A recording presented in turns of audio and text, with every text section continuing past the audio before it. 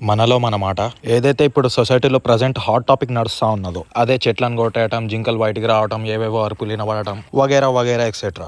మన ప్రియమైన సీఎం గారు అసలు ఏం డిసిజన్ తీసుకున్నారు, ఏం చేద్దామని తీసుకున్నారు, అసలు ఏం చేయబోతున్నారు, ఏం జరుగుద్ది దీని తర్వాత, అది మొత్తం అయితే నేను ఎక్స్ప్లెయిన్ చేస్తాను మీకు. ఫస్ట్ థింగ్ మనం మాట్లాడుకుంటే నేచర్ దెబ్బతింటుంది, నీళ్లు స్టోర్ అవ్వాల్సిన ప్లేస్లో ఏంది బిల్డింగ్లు కట్టిల్లు అన్నట్టు ఆ హైడ్రా మిషన్ అయితే వచ్చింది. సరే వస్తే వచ్చింది, అది కంప్లీట్ చేసిల్లా అంటే పబ్లిక్ పొక్క వాళ్ళు దెంగుతాళ్ళు, మొత్తం నెగిటివిటీ స్ప్రెడ్ అవుతుంది వాళ్ళ కాంగ్రెస్ పార్టీ గురించి అని ఆపేసిల్లు. ఇప్పుడు అదే విధంగా ఈ చెట్లను కొట్టేసి ఆపుతారని అనుకుంటారా మీరు? 100కి 200% అస్సలు ఆపరు. ఎందుకంటే మన తెలంగాణ స్టేట్ కి చాలా అప్పులు ఉన్నాయి. బయట అప్పు తీసుకుందామంటే సమ్వాట్ అడ్జస్ట్ అయినాయి, బట్ కంప్లీట్ గా అడ్జస్ట్ కావాలి. ఫ్రీ బస్ వల్ల ఆర్థికంగా చాలా దెబ్బతిన్నది మన తెలంగాణ స్టేట్ గవర్నమెంట్. ఇప్పుడు ఆ అప్పులు తీర్చాలా, రాబోయే 4 సంవత్సరాలు పరిపాలించాలా అంటే ఇక్కడ బడ్జెట్ లేదు. ఎట్లా రా అని ఆలోచిస్తా అంటే మన సార్కి ఆ ఫారెస్ట్ అనేది కంట్లో పడ్డది. సరే ఈ ముచ్చట మనకెందుకు గానీ పాయింట్కి వస్తా. ఆల్రెడీ జేసీబీలతో 50 acres అయితే దున్నేసిల్లు. దాని తర్వాత పెద్ద పెద్ద బిల్డింగ్స్ కూడా లేపుతారు. ఐటీ సెక్టార్స్, ఐటీ కంపెనీస్ వగేరా ఎక్సెట్రా. I don't no.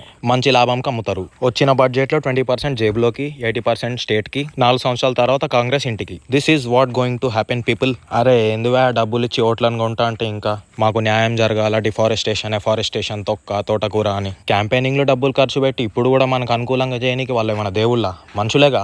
అంతే ఉంటుంది.